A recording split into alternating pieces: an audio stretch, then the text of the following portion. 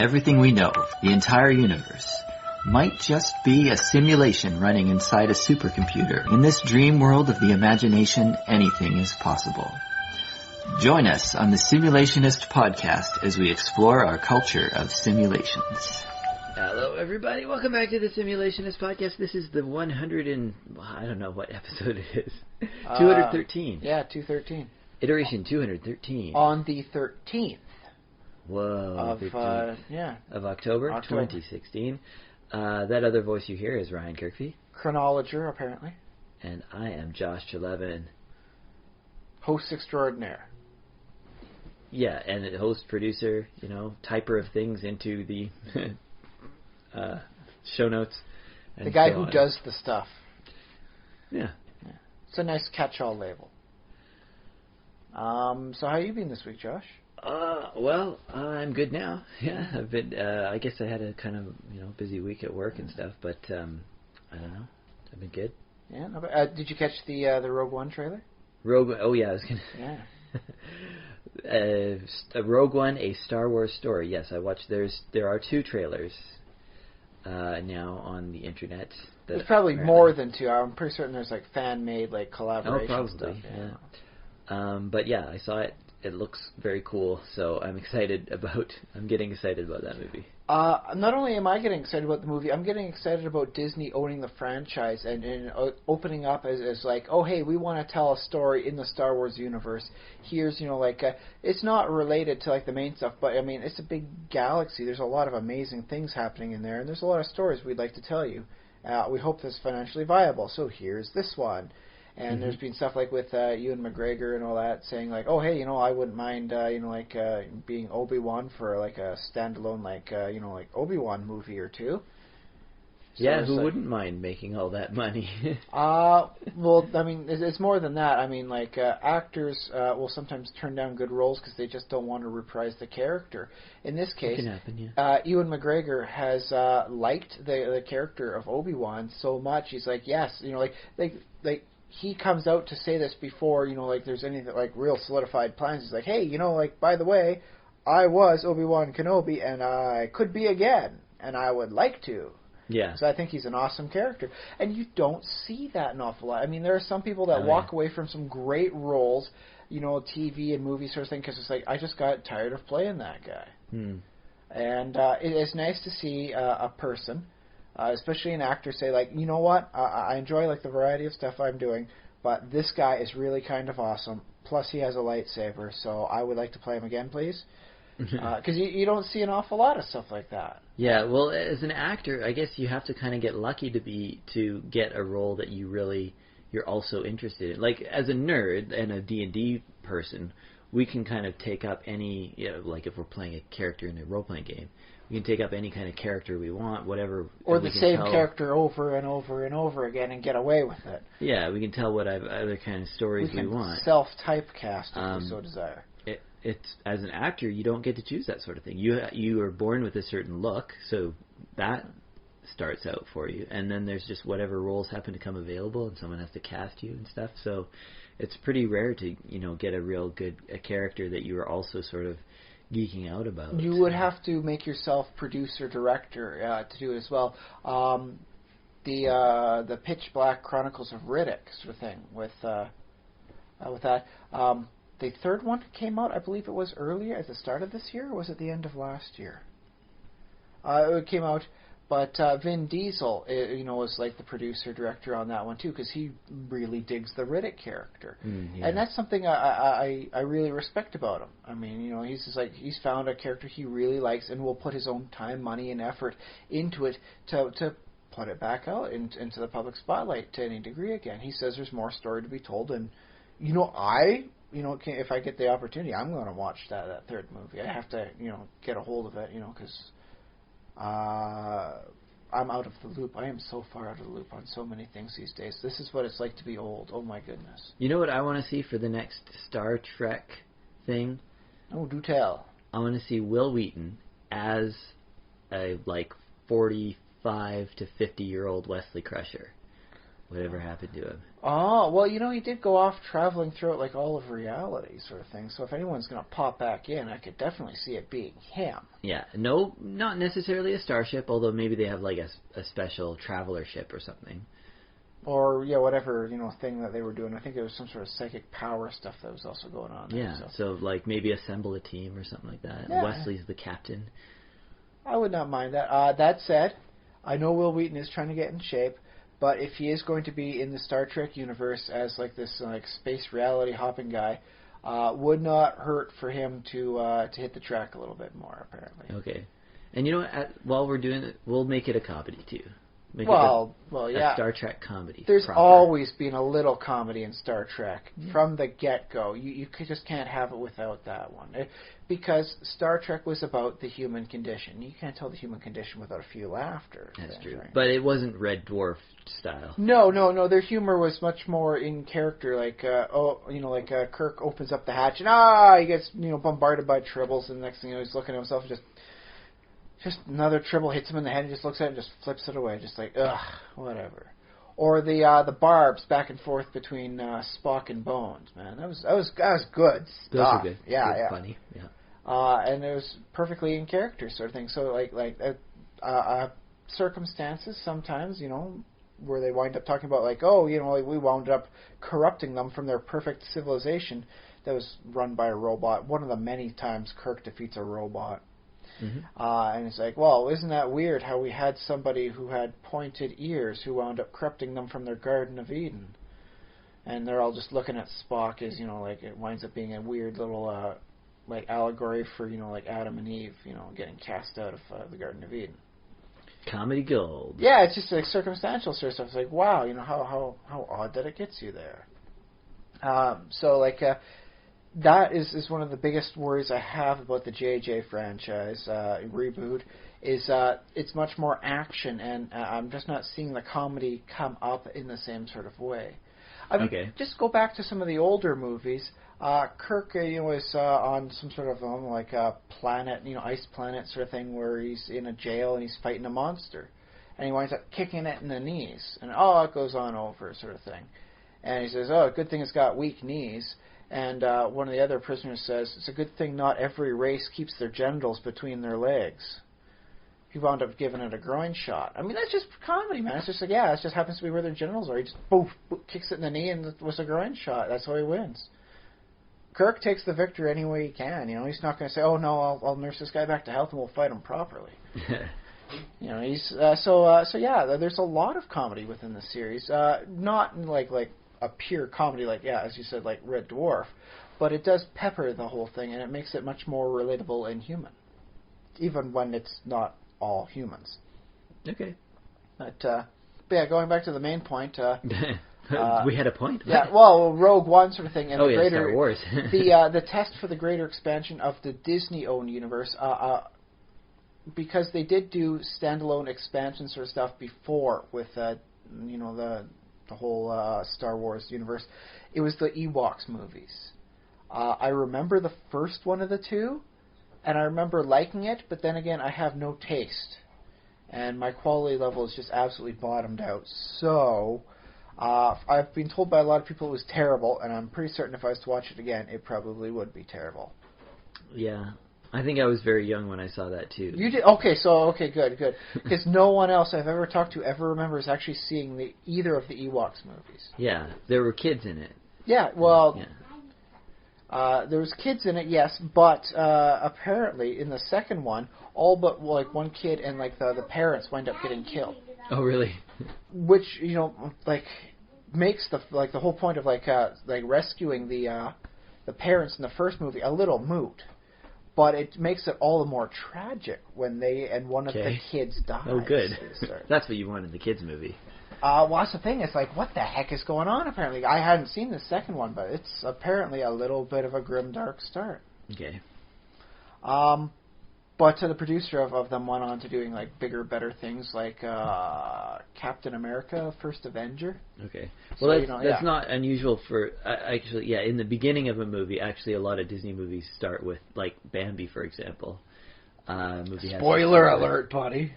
It's only been 70 years. No, like the beginning, so Yeah. you can't... I don't think you can spoil the beginning of the movie. Can you? I don't know. But Well, yeah, the parent fine. died. When we get angry emails, not really, telling about like what the heck happened with Bambi's mom. Yeah. And you're spoiling and ruining the whole thing, despite the fact it came out in 1941, and now it's literally like 3/4 of a century old. Which is a weird thought, man. But, you're going to have to answer each one of those. Okay. Okay. But yes, Bambi's mom dies at the start, and so yeah, Disney stuff does have a habit of dead parents in the beginning of their stuff. Yeah. But I mean, between the Ewoks movies being badly received by everybody who wasn't like you or me, and the Christmas special, which I have not seen, and I'm really nervous about whether or not I actually want to. Mm-hmm. It's the sort of thing where it's like, oh, you want to see it, and then you actually see it, and then it's like, no, I never actually wanted to see that, apparently. So, like the attempts to branch out the franchise off of the main storyline have not always gone so well. They had good success with like stuff like the Clone Wars, but that was basically filling in some bits and telling the same story path, right? Mm-hmm. So this will be an interesting chance. Although like Disney knows how to do this stuff when they actually put their whole thought process behind it. They can get great, expansions and side sequels out of this stuff. So fingers crossed. For me, at least. I don't know. Maybe you're hoping it goes down in flames. I'm not only are my fingers... Well, my fingers are not even crossed because I don't think it needs it. I am predicting a very good film from Rogue One. It looks good from what I've seen. Better than... Well, I'm predicting... I don't want to say for every individual, but I'm predicting... on average, a better critical reception than Episode 7. Because it's not trying to continue on the main storyline and thus has much more like elbow room freedom to be itself. I think so. And there's lesser expectations that way? Okay. Yeah. And I don't remember if I gave Episode 7 a dwarf rating, but I don't think I gave it the full 13. I gave it a lot. Maybe like 10 or 11, I think. I think I'd like to increase my rating after watching it with Zoey. Yeah. She really responded well to it, so that marks it as a great all-ages film. Okay. So I'll give it extra points for that, knowing that there's more than just me for the core audience, right? So yeah, keep an eye out. It'll come out something like the 17th of December, I believe. Okay, so that's not that far away. It's like just 2 days before my wife and Zoe go off to the Philippines. So that the in-laws can actually, have some time with my daughter as she grows up. I guess the other cool thing about that is that every year you get a new Star Wars story. 'Cause, like, if it were just the episodes, it'd be like last year was Episode 7, then you wait 2 years for Episode 8. You know what? Provided it comes out around the Christmas time, I am perfectly fine with that. Because I will admit, I got spoiled back in the day. Christmas time, there'd be a Harry Potter movie coming out, or there'd be a Lord of the Rings movie coming out, or then there was like a, going on for other stuff. And, it's like, oh my goodness, every Christmas season, it's like I was getting a present from the companies that just want my money, but they want to make sure it's good enough that I actually want to spend the money. Yeah. And so, like, if it's Star Wars that's coming out on the Christmas season, yeah, I am there, and I will be happy, and I will celebrate with the family. Okay. Well, I mean, there's always something good, There should always be something good at the theaters, but not always something for me. Okay. Yeah. So yeah, that's I guess our bit in fiction-related news this week. That's just the trailer happened to come out, so that was cool. Yeah. What you been doing this week in personal-related fictions? Personal fictions. Well, okay. Basically, I'll talk about two things. I played I logged back into Minecraft, played some more Minecraft.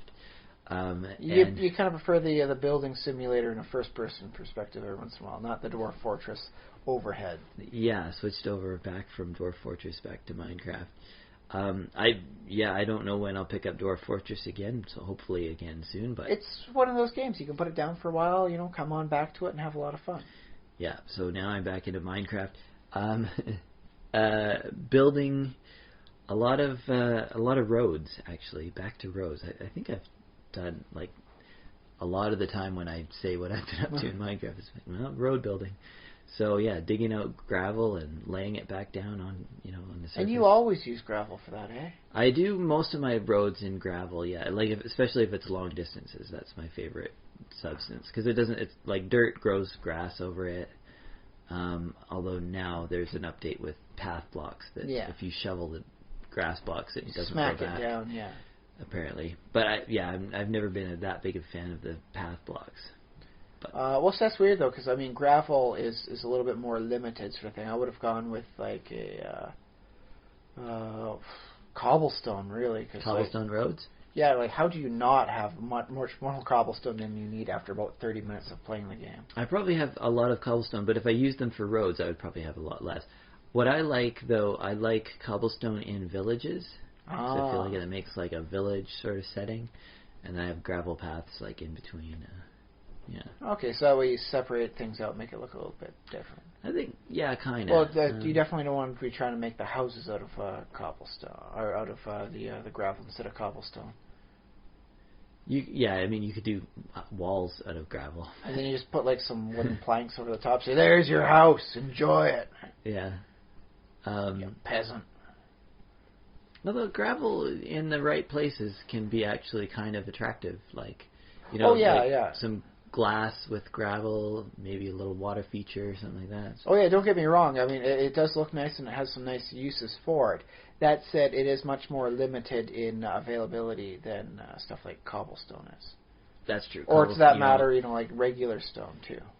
Yeah, well, it depends also what you're doing in Minecraft. I mean, I do a lot of mining, like branch mining, so yes, I end up with a ton of cobblestone for that reason. But if you didn't mine as much, then you might not have as much cobblestone. I have a quarry going on that's slowly digging out like a 3 chunk by 3 chunk area.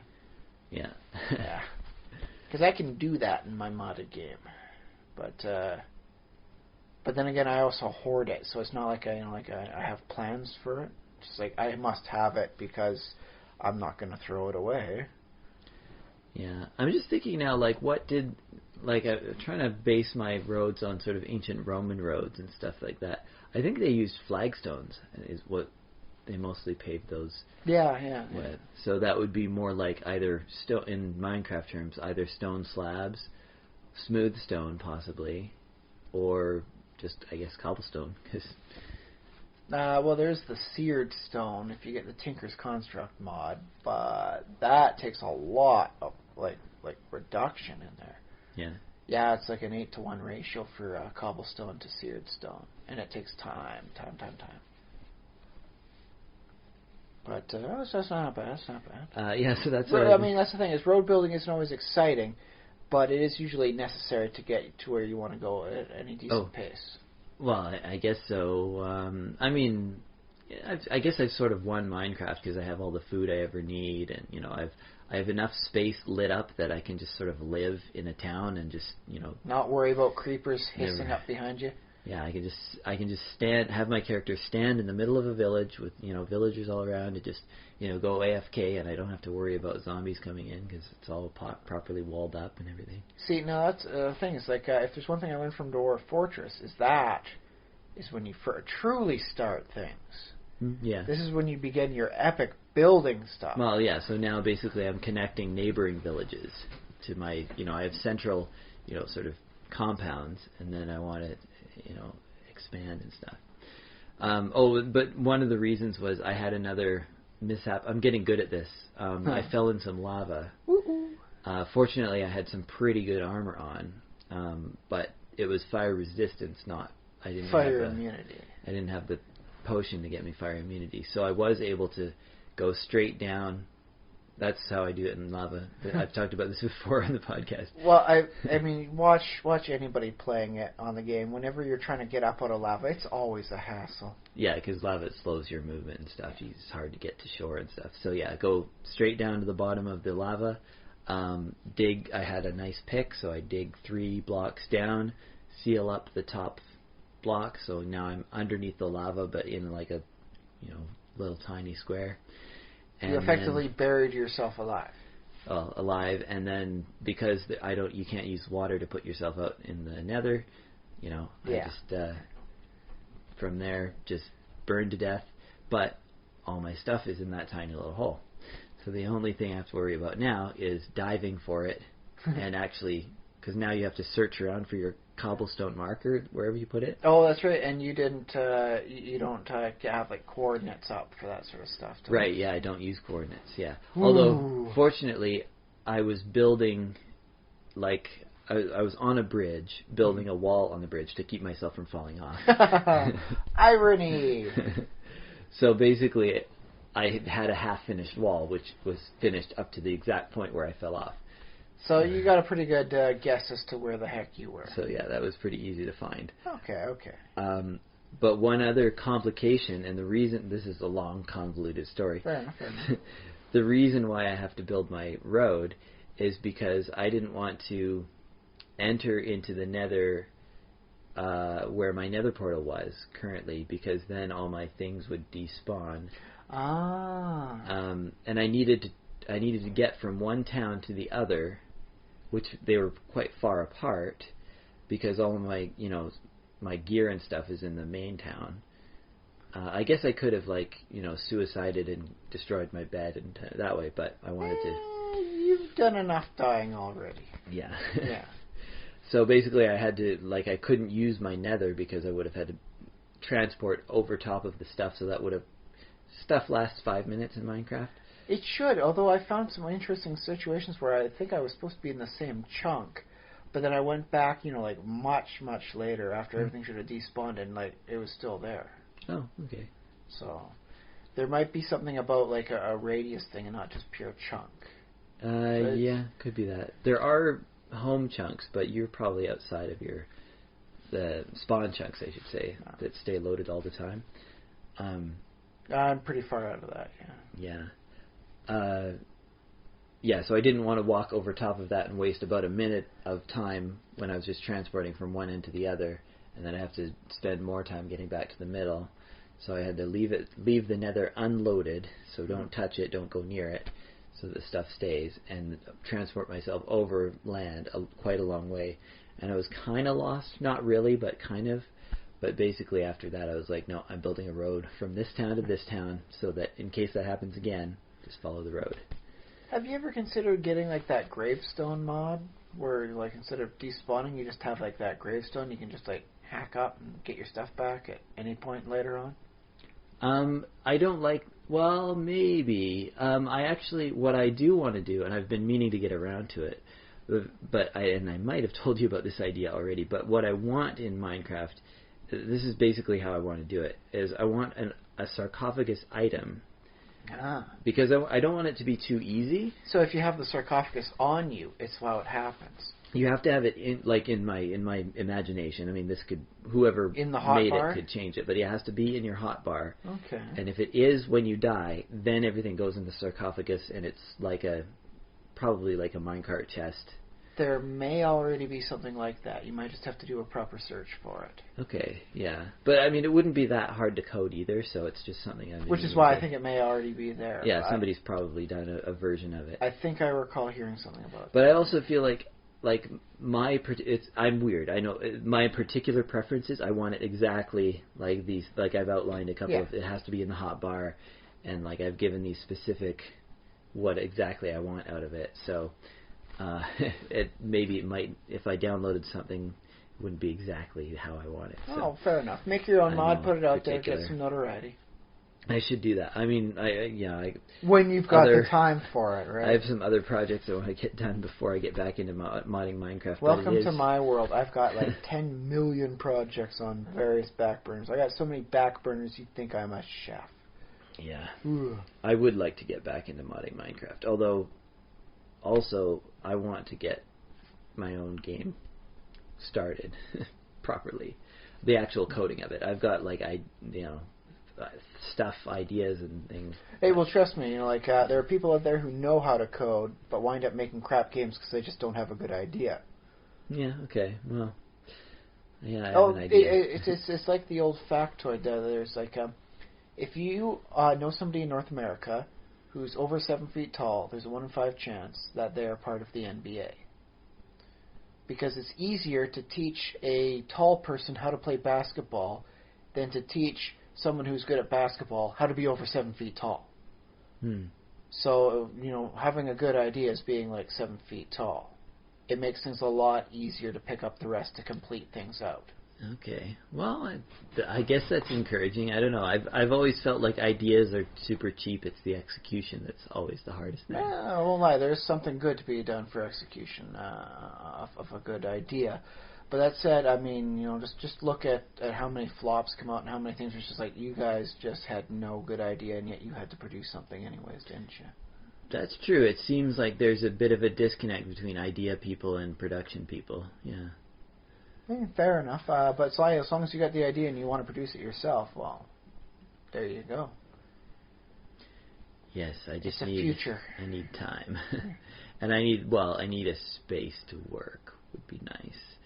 So we're all working on that. And in order to get a space for work, I need to spend time working at a job. Doing other work until you get enough people to fund.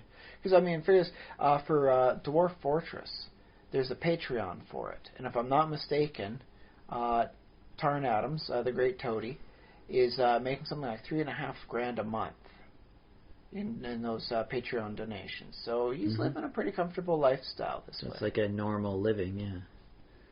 Man, I wish I was making that much money a month, sort of thing. Me too, but... But that's the thing. You get yourself a good idea, and you're working on it yourself, and you can keep producing these updates, sort of thing, so that people who want it, can just, start donating the money like that. You can be the next Toady the Great. Mm-hmm. Well, I mean, yeah. I guess my hope for this whole generation is that we can have a lot of people, and in fact, in a lot of cases, we do. Like people do like YouTube videos, sort of for a living. Yeah. And some more successfully than others, but yeah, you can do it. Yeah. And I think there are a few people who even make money at modding for Minecraft, for example. Generally, the bigger mods. Mozark, I believe, with his Mo Creatures mod, he's got a thing. Dr. Zark. Yeah, he's getting a few $100 a month, sort of thing. Okay, well that's something, anyways. Yeah. Well, as for him, I mean, there's some other people I've seen that are getting like about $1,000 a month, and maybe not here in Victoria, but if you're living in the right area, you can survive off about $1,000 a month. Not, like fabulously, you're not going to be driving around in a Bentley or anything, but you can make ends meet. Well, yeah, back when I lived in Prince George, I could have, in fact, I did for a while live off less than that. See, there you go. The problem is that you are unfortunately here in Victoria, where it's so damn expensive for everything. Yeah. So, wah wah wah. Anything else you did this week? Oh, let me see. Did I mention the Board Games Cafe? I went there again. No, you didn't. What sort of games did you play this week, Josh? I think mainly 2 games that I can remember. We played Codenames. Is a game. Should I try and describe it for the listeners? Can you do it in 60 seconds or less? That's right. Codename is a game in which there are cards with sort of semi-random words on it. They've packaged words pre-written for you, so they've decided on words that are going to be easy. Well, not necessarily easy, but appropriate, I guess, for the game. So there's short words like Europe and spy, and I don't think spy's in there because it's about spies. But anyway, Europe, Moscow, bottle, hot. Okay. Stuff that you might be able to take if you were to, do some, snipping out of like a Hammer detective sort of story or something like that, or maybe a James Bond script. Okay. Yeah, so it's kind of spy themed. It's called Codename. So spy themed. You place the cards, 25 of them, in a square on your table, so they're in kind of a grid shape. Okay. And then you have an extra card with a little key on it, which has a little miniature version of your grid, and it has spies under each, I guess, located at the same location. Corresponding. Of certain words. And there's 2 teams. There's red team and blue team, 2 teams of spies. So you have to find, you each have spies under there. There's bystanders and assassins too. So that's your playing field, kind of your thing. And then there's 2 teams of 3, so red team, blue team. Each team has a spy master. The spy master then has each spy master is allowed to see the key and know where the spies are, but they can't tell their teammates where the spies are. But they do have to give a hint. So you have now, if you're able to follow this, you should be. So you've got all these words with spies corresponding underneath them. Yep. So if you want to let somebody know that these two cards have your red spies on them because you're team red, how would you let them know? Well, so then, this is what you're trying to do. So then you just think of another third word. It's not, by rules, it's not allowed to be the same word as either of the two. But you think of a word that they have in common, and you are allowed to say that out loud to your teammates, and then they have to guess without you. You're not supposed to, indicate with your eyes or nod or anything when they're looking at the board, but I guess. So sometimes it'd be easy. So like if like the two words are something like Moscow and Kremlin, you could just say something like Rusky. Yeah. And I was going to give a good. Other times it might be rather difficult. Like you said, bottle was an option. Yeah, bottle's one. So you got like a bottle, and we'll say, what do you call those Russian nesting dolls? Matryoshka. Yeah. Well, if you got those two sort of thing, you might have to really work to find that connecting for it. Yeah. So you might want to go with hollow in that case, because both the bottle and the nesting dolls are hollow once you open them up. And that would probably work, yeah. And then so your team guesses, like they point to the card that they think you are intending, and then after that you just say yes or no, or not yes or no, but you place whatever spy was actually under there: blue spy, red spy, bystander, or assassin. If it's the assassin that you lose, your team is assassinated, I guess. So what you have to do then is to try and locate your spies before the assassin can kill you. Yeah, and before the other team locates their spies. Yeah. So it's a race against time. I guess you're trying to consolidate your own team, but not reveal the enemy team, I guess. So then in this case, the style would have to be is like you find out which one has the assassin underneath it for you if you're the keymaster, and then make sure that whatever word you're coming up with has absolutely nothing to do with the one with where the assassin is. Associated. That's important. Like with your Rusky example, Kremlin and what was the other thing? And Moscow. Yeah, if there happened to be a third thing that Siberia. might be somewhat related. Well, not even Siberia, but it was like soup or vodka or something like that. They'd be like, well, no, you don't. How about only Ural from like the Ural Mountains that kind of divide. Yeah, Urals, something like Urals. that. It might be kind of Russia related, and they'd be like, well, I think maybe he meant that one. The Ruskies straddle the Ural Mountains, so it'll be and then all of a sudden you're all assassinated. I think the Urals are entirely in Russia. I think they actually go down further south beyond down that. Into Ukraine or. No, actually, I believe they go into the various stands. I believe is where they wind up going out. Oh, in like Turkmenistan. Yeah. Okay. Don't quote me on it. I'm not a Western, I guess in this case it'd wind up being Central Asia, Central Asian geography, expert or anything like that. Okay. But I believe they go north-south sort of thing down. Yeah. No, sure, why not? You definitely have to make sure that despite the fact that you're trying to connect these two words, you have to make certain never to connect this one word. Oh, and they have that lake, the Aral Sea, which is almost completely gone because they diverted it.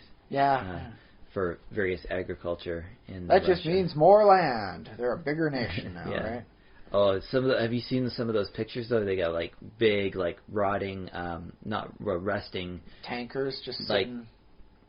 sea-going vessels. They're like out in the middle of it. Looks like just fields, like. Yeah.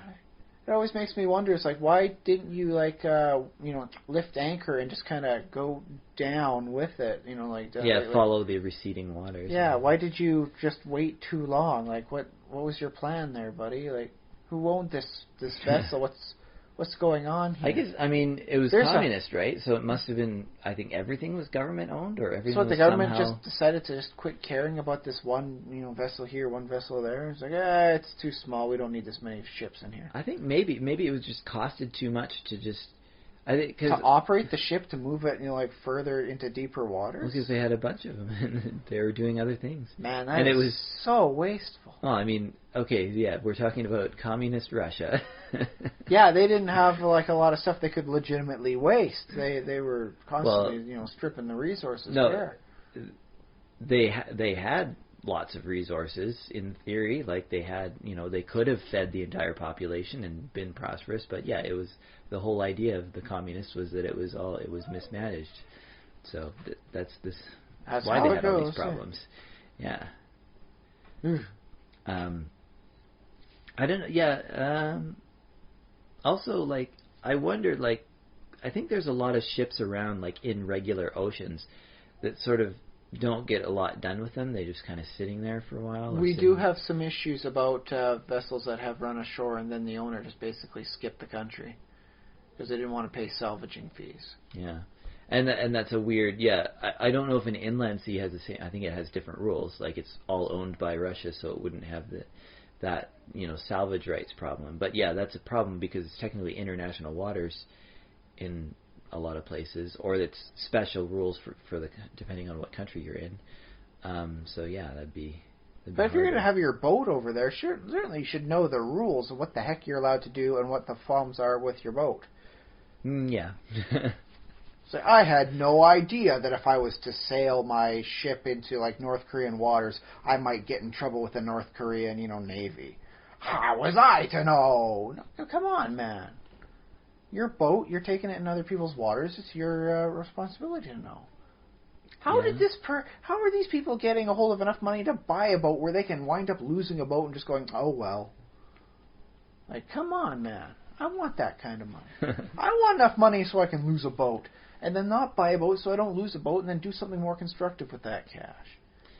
Yeah, well... I don't know. I guess crazy. I would like enough money that I could buy a boat, and not care if it just sank. Or if I just didn't have it anymore. That would be throwaway money. Just, I'll buy a boat. And enough money so you could have a boat for your throwaway money. That's a lot. Yeah. Nice. Because, a boat takes a lot of... And it's... You buy a boat, and it's not... It's what do they call it? A hole in the water where you throw money? Yeah. That's It's a money hole. Yeah, boats. How did we get... Oh, because there's boats in the RLC, yeah. And because we were talking about Russia, and because... The codename game, okay. Man, we would be so good at this, just being able to put these unrelated things connected together. Was I good at this game? Nah, I wasn't that great, but...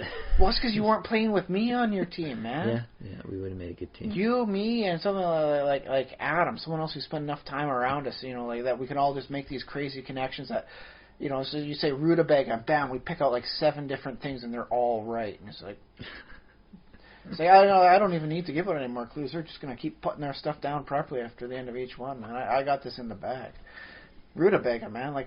How can you guys not get this? So, yeah, Board Game Cafe, just in case our listeners are in Victoria and don't already know about the Board Game Cafe, it's a great place to go. Cheap prices, great. Drinks and eats. They have milkshakes that are famous around the city. They're nice and thick, and they're served so cool and generous-sized portions, man. Nice big. Well, because that's the thing is sometimes you'll get the stuff served to you, and it won't be as frosty cold where you gotta and get a bit of a shiver from it. But no, they actually managed to do that right over at Board Game Cafe, where it just gets you that little shiver when you drink too much off your first sip. This is not a sponsored thing. We just like them. So it's a fan sponsor. Yeah, we're sponsoring it ourselves. And the other thing is you might just run into me or Ryan or friends of ours. So don't be afraid to say hi too if you happen to. Or just bring your own friends there, man. Say hi with your friends when you meet them there. It's great times. Bring family too. It's good. They've got a lot of stuff. I was quite happily surprised when I took Zoey down there and I saw how many kid sort of games they had available.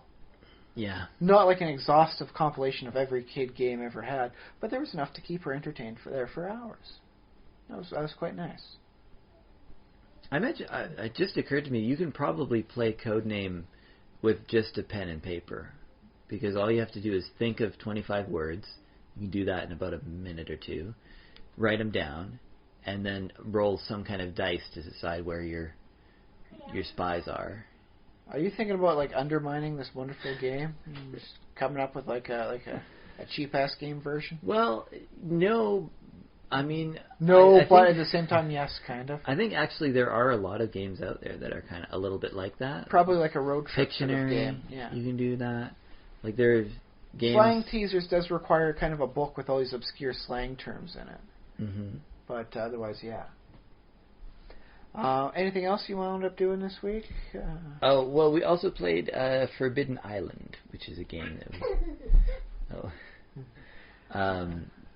I don't remember if I talked about this on the podcast. It's another 5x5 grid game in which the grid are like parts of an island, and the island is sinking, and you have to go around the island with your people, like you have little tokens. Tokens, and you collect treasures before the island goes away. I think we have a nice little joiner to our conversation, which, if it's all right with you, I think that means we can wind up talking about one of the things I did this week. Oh, yeah, I'm done, so you go. Which would wind up being Pinocchio. So, Zoe? So what did you think about Pinocchio? It's a very good scary movie because of the whale.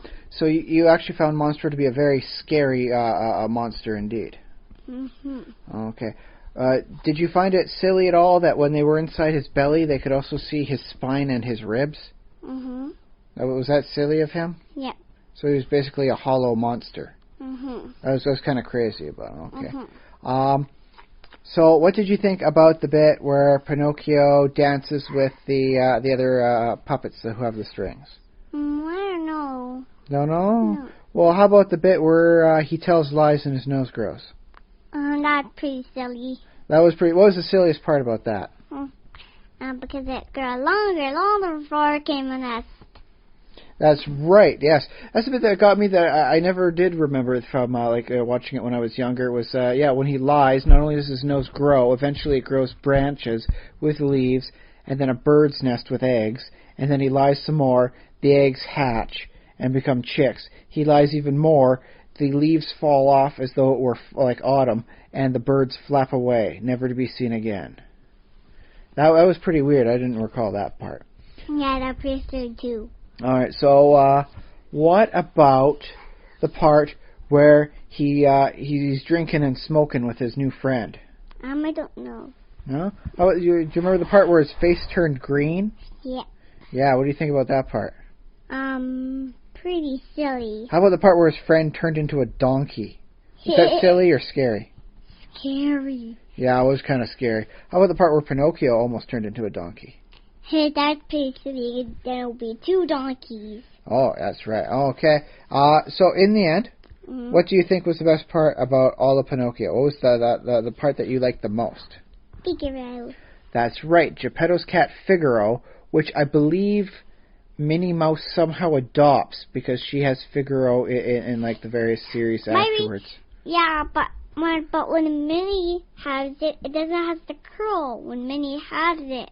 Oh, so maybe this Figaro's not the same as the Figaro she has? Mm-hmm. Oh, very interesting. So, do you recommend that everybody watch Pinocchio? Yeah. Okay, and do you give it 2 thumbs up, 1 thumb up? How much? 1, 2, 3, 4, 5, 6, 7, 8, 9, 10. 10 thumbs up? Yeah, because it's a really good movie and a scary movie. Wow, I have never heard such a good recommendation. 10 thumbs up. That said, you're all thumbs, my dear. Mm-hmm. And I get a 40 thumbs up. Oh, my. Well, thank you very much, Zoe. You say goodbye to everyone out there? Bye! I found Pinocchio to be a bit of a weird one because it's, I think, the 3rd Disney animated like feature-length film sort of thing. It was very prototypical Disney. The character of Honest John with his sidekick, the cat sort of thing, they wind up selling Pinocchio off to slavery twice. Okay. And get away with it. There's literally no negative repercussions for them selling Pinocchio off to either the gypsy, guy, or the I'll call him Satan, because I'm pretty certain like the guy was Satan. Okay. But yeah, there's like no negative consequence for them. They wind up making some money out of it, having a good time, and bamboozling the most gullible kid in the world. Like, he was literally born yesterday in one of these cases. You know? So it's like, he doesn't have an excuse. I wasn't born yet. No, you literally were born last night. Sort of thing. So, no negative repercussions for him. The guy who bought, Pinocchio the second time, the guy who I'm pretty darn certain is Satan, turns like an entire boatload of kids into donkeys, except for Pinocchio. Pinocchio never tells the police. There's all these missing kids. Nobody cares. Pinocchio winds up just escaping with only minor modifications to his body. Some donkey ears and a tail, and that's about it. And, yeah, this guy gets off selling these humans turned into donkeys. Like, think about how incredibly body horror scary that is. You get transformed into an animal, sold off, your loved ones never know what happens to you, and there's no way for you to communicate, and thus you live out a life of slavery. Sometimes for the circus, sometimes for stuff like salt mines, is what it said on the side.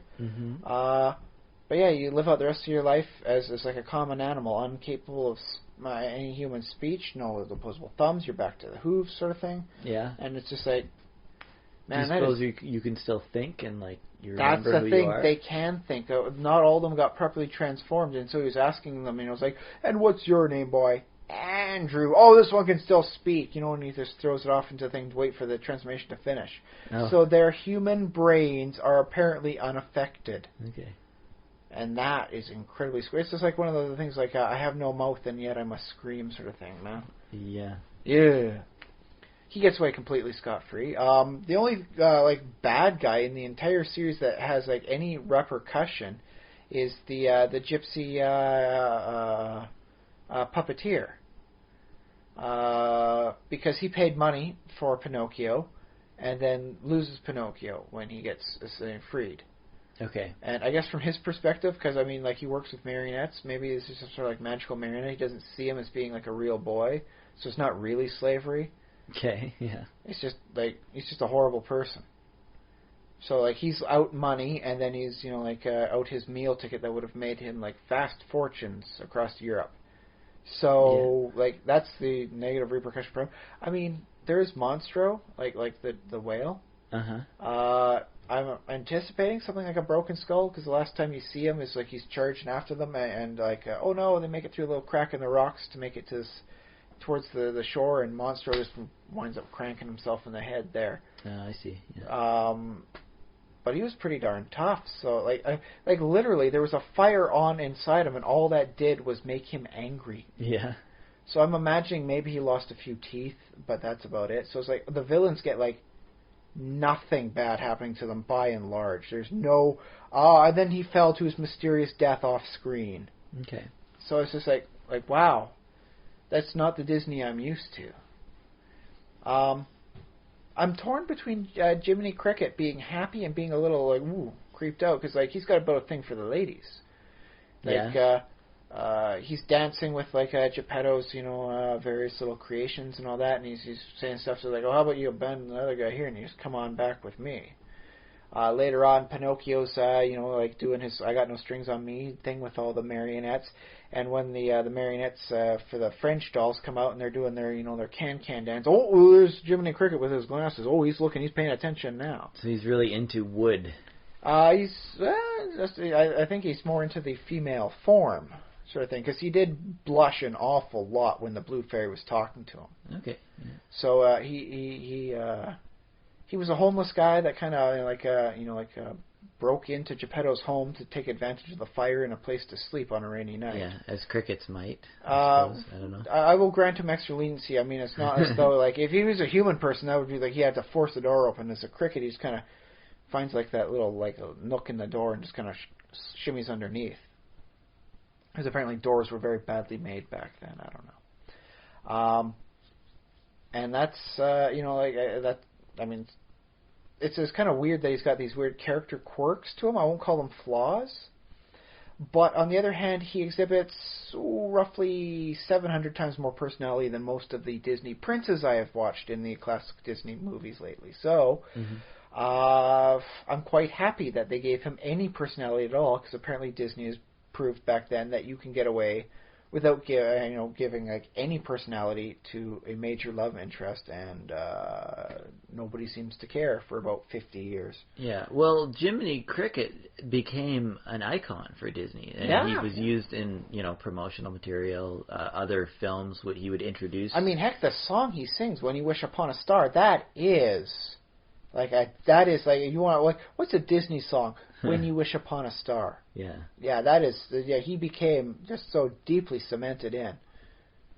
And so that's the thing. Like, I can't say he's got any real character flaws aside from his eye for the ladies, his willing disregard of people's personal like homes, and his propensity to sleep in. But I just found it weird that he's supposed to be the conscience of Pinocchio, and it's just like, wow, man, you do not even have it all on the ball yourself. Which would explain a lot of people's conscience when I think about it now. Well, how long does a typical cricket live lifespan? Well, so that's 1 the year? thing. Spoiler alert. Apparently, in the books, Pinocchio squishes him. Yeah, he meets a very untimely demise. That's it. Yeah, crickets only last about 1 year. Yeah, so Jiminy himself could only be, a year old at the most. Yeah, fair enough. He looks fairly ragged by the time we see him, right? What's the thing is holes in his finger gloves. Well, when we originally see him, he's done up in the proper outfit that we recognize him as. But yes, chronologically, when he's starting his flashback of how things went, it was him. Yeah, he's like both his gloves were missing all the fingers, and his toes. Like his toe, like it wasn't even just his toes poking out of his socks. It's just like they cut off the sock somewhere just after the ball of your foot. It's just enough to make it look like you might be wearing socks, so long as you've got shoes on. Yeah. The rest of it's just gone, man. So he was not living too good himself. So this was a bit of a step up for him, getting some steady work. And a nice new outfit to go along with it. Just the thing though, is it just seems like such a like as a Disney film, it seems weird. Like it would not be done today. You don't think so? If it had been made today, Pinocchio would not have become a real boy. He would have learned to have become happy with who he is. Okay. Particularly because he wasn't able to find Geppetto in the end. By using the abilities of a real boy, he utilized his "I don't need to breathe because I'm a wooden marionette that's animated" to explore the bottom of the sea for Monstro. I mean, I suppose if he was a comic book character, that would be a superpower. It is kind of like a low-grade superpower for him, sort of thing. I mean, yeah. I don't know. I don't know if I agree that he would never become a real boy. What's the thing is like he would have learned to appreciate the inherent strength that he has within who he is as the marionette, and learn to be okay with that. And it's good to want to be more than what you are now, but you don't have to really change who you are. All he had to do was just become more. All he had to do was learn how to become brave, learn how to become loyal, learn how to listen. He didn't actually need to become human. Well, not for any purpose in the book. I can imagine reasons why you might want to be a human. His stated reason was because he wanted to make his father Geppetto happy, and that was the only part of the wish the Blue Fairy could not automatically grant. She could give life to the lifeless, but she could not create a human boy unless he had these attributes, which is really weird because you got to be selfless, you got to be brave, you got to be smart, and all this stuff. And then you go to this Pleasure Island. Sort of thing where these kids get turned into donkeys, and I'm like, none of these kids are really displaying the traits Pinocchio is supposed to be striving towards. What's the story? Why didn't they get turned into donkeys or something a lot earlier? Or into puppets as soon as they're born or something. Well, I'd give them a little bit more time and all that. But yeah, there's some weird discongruity between the stories they're telling. I suppose you can make an argument over the less human a character is, the more fallible traits they are showing. The Honest John and Kitty being anthropomorphic, like Fox and like Cat, are heavily flawed sort of characters, and thus are not fully human. Geppetto, being the wonderful man who gives happiness to so many others, is completely human. The Blue Fairy, despite being a fairy, is deep into benevolence and mercy, and thus appears pretty much as a human with magic powers. The kids who wind up being raucous little hooligans devolve into donkeys. So there's something almost like kind of like Howard's Conan stories, where if you leave civilization, you slowly start to devolve into an ape. Where you could make an argument for that one in Pinocchio, but it's not a perfect sort of fit in that one. Okay. But, yeah. Because Jiminy Cricket, despite his personality foils, he's not a bad dude. So he should have become human himself at some point. Yeah, if that's what it's all about. Yeah. Yeah. So like I said, it doesn't fit. It's not as well toned as some of the more recent stuff. Yeah, but it was specifically Geppetto's wish to have a son. Right? Yeah. So, by the way, Geppetto packs heat. Yeah. He sleeps with a blunderbuss sort of pistol loaded underneath the pillow as he goes to sleep at night. Yeah. Huh. He's living in a good town, but it ain't that good. He's sleeping with a gun under there. I guess so. Well, there's certainly enough villains, it seems. Well, yeah, I suppose with any place with Honest John living in it, you got to be a little careful. Yeah. And a trivia point for anyone out there: if it ever comes up and someone asks, what wood was Pinocchio made out of? It's pine. He's Pinocchio. Oh, makes sense. And that's the thing, though, is because there's a scene where it's like, oh, I shall name you Pinocchio. And yes, his cat Figaro. Do you like the name Pinocchio? Cat does not like it. Oh, how about the goldfish? Do you like Pinocchio? No. Why don't we ask our little wooden boy? Do you like Pinocchio? And then he moves the strings to make it bob up and down. And really, he's the only one that likes the name Pinocchio for this whole thing. It's some kind of wordplay. It's wordplay, pun sort of thing going on there. And as we all know, only the person who comes up with a clever play on words likes the play on words. Everyone else winds up about groaning at it, unless it's a true masterpiece. Yeah. And so that might be the most humanistic and realistic thing I think I may have ever seen in a Disney film, where a guy liked his own play on words enough to name his kid that. So, c'est la vie. But yeah, that was one of the movies I watched. I also watched a Canadian horror film called The Drownsman. The Drownsman. Okay. Yeah, made over in Guelph, Ontario. It's a story about a guy. Apparently, in this sort of world, if you don't give birth to your kid, things go weird. Because the mother of the Drownsman kept him in for 19 months. She was 19 months pregnant with him before he finally gave birth. Yeah. Okay. So I was like, wow, man. But he swears, even in his youth, he could hear his mom's heartbeat while still in the womb, and that gives you weird, crazy powers. And so he winds up trying to drown and waterboard ladies to try and recapture that heartbeat, thing that he said he could hear through the water. Okay. Yeah. Until a lady winds up killing him, and then something like 20 years later almost, oh no, the crazy spirit of him makes a comeback, and now he's killing once again. Okay. What year was this made? Do you know? I think it was fairly recent, only within the last couple of years. Okay. Not a bad film. I mean, as a horror film, it gets all the points right to make a good classic horror film out of it. The character of the Drownsman is big and bulky and brutish, like Jason Voorhees from Friday the 13th, but he's not mute like him, sort of thing, and he's not borderline stupid like him. Do you see a lot of him or no? Well, it depends on what you say by a lot of him. There's a lot of him in the shadows, but no, he doesn't. Okay. He doesn't get the same amount of screen time as everyone else. He pops up, when it's the most scary. He has a supernatural sort of realm like Freddy Krueger does, but he doesn't do those crazy jokes and one-liners and sort of stuff like that makes Freddy Krueger kind of hard to take as seriously as a villain. So he has that nice little cross between like what's the best out of both of these classic villains, and and he gets the best out of both of them with a nice unique theme.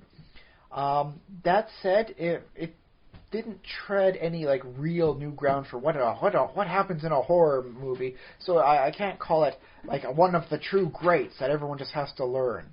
But I mean, if you're hankering for a classic, sort of like there's a supernatural villain going about hacking up, like young pretty ladies, sort of thing. Well, okay, technically he's not hacking them up, he's drowning them, but it works. I give high props to them.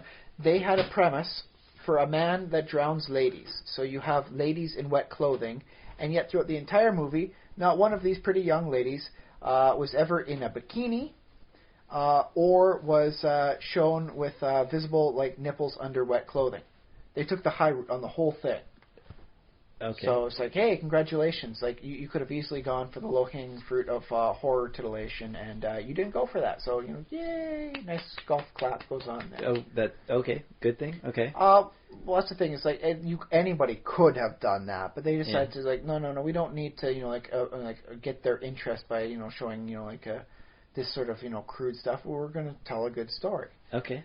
There's a third act twist that I didn't get until it was being revealed. I got it like a second before. It's like, oh my god, all the pieces come together, and it's like, yeah, I got it now. So points for that as well. I mean, well executed third act twist, because I mean, a lot of times they really choreograph this stuff, and it's like, how could you not have gotten this by now? Or like, what? Like, did you all get brain damage from something? Like, what's going on here? No, I did not see it. Like, the pieces were all out there. They put the pieces of the puzzle out there, but I just didn't connect them until they were connecting it themselves. So it's like, yeah, it's just very nicely done. And I gotta say, like, there was some nice work they were doing with visuals on, like the ladies were popping up out of like the body of water, and there was steam, and so it wound up being like almost like a halo around them, and they really made sure to show that stuff, and it caused like an interesting thing for visual style. A lot of the time, it's always about the play between light and dark. In this case, it was like where the light is and how you can see like the stuff coming off them. And then all of a sudden, there's the Drownsman, and there's nothing for like body heat, steam coming off him because he's not living anymore, is he? Okay, yeah. So I think that was very subtle, but I quite appreciated that. It was a very, very good use there. In addition, just being like really good lighting effects showing up on that. That said, I would have liked it if maybe people wouldn't die after 30 seconds of being underwater. Maybe do a bit of a time-lapse thing of like them trying it. Because, I mean, admittedly, them dying so quickly would not have been that big of an issue because like nobody comes around to potentially save them until long past the time of their death. So... yeah, I guess it doesn't matter how quickly they die then. You just got to make sure you're showing them dying at least some point. Okay. But the final one, for the final lady getting killed sort of thing is the protagonist is trying to get her out of the big thing. It's this, imagine like a big old tank with a nice viewing plate on it. Uh-huh. And you see the water as it's filling up. She's trying to, trying to shut off the water, trying to open the thing up. And then it's like, oh no, the water's there and the blah, blah, blah, blah. And then, okay, now I'm able to get the thing open and know she's dead. It's just like, dude, like, does no one know how to hold their breath? Is this a thing? It's hard to hold your breath, like, when you're... panicking. And that's the thing, is like, all the ladies, when they're, like, in this horrible situation, they are panicking, like, freaking out, doing nothing helpful. Like, if you find yourself in a crazy, in a crazy, killer's, like, basement area where he's got all these torture devices... don't panic. Panicking is not going to help you much. Maybe finding something you could use as a weapon could be useful. Maybe because it's not like he's keeping this place spick and span, nice and neat everywhere. You can, like wrench a pipe out somewhere. Try and do something. But no, they all kind of freak out in the standard, horror movie way. So I won't blame them on that. But it would have been nice to have seen that twist where they play it smart. Maybe survive a little bit longer. I don't know. I found one bit to be a little ridiculous. Two people left, sort of thing, out of like the main group, And the one's driving is like, oh, I'm so sorry. Like when you I should have trusted you. Why didn't I when you said you were seeing things? Why didn't I acknowledge the fact that maybe potentially you would have been right and not just going crazy? And I'm like, on the one hand, if somebody let's imagine there's two people here in the room, you and me, Josh. If I was to see something and you were to not see something, what would we assume from this? I guess we'd have to ask each other questions about are you looking? Josh, I just saw a crazy dripping wet man just over there in the side of the room. Is he still there? I would ask you questions. Do you still see him? And I'd say, oh no, he's gone now, sort of thing. But if I'm seeing something quickly and then you're not seeing anything, then there's two default assumptions One of us going is on crazy. Here. Probably not you. Generally, when you're in this sort of level crazy, you are not seeing things.